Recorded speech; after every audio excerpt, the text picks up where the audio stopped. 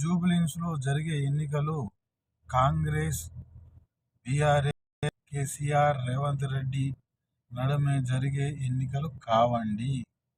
ఈ ఎన్నికలు పేదల ఆత్మగౌరవానికి, రాజకీయ నాయకుల పెద్దల అహంకారానికి జరిగే ఎన్నికలు. తెలంగాణ ప్రజల అస్తిత్వానికి, ఢిల్లీ గులాముల అహంకారానికి జరిగే ఎన్నికలండి.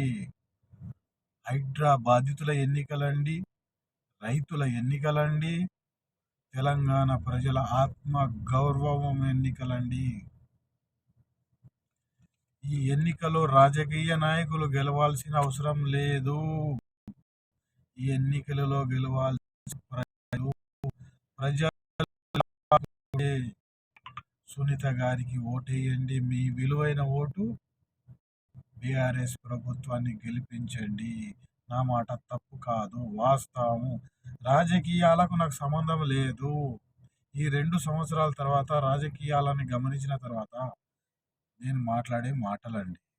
తప్పులుంటే క్షమించాలి.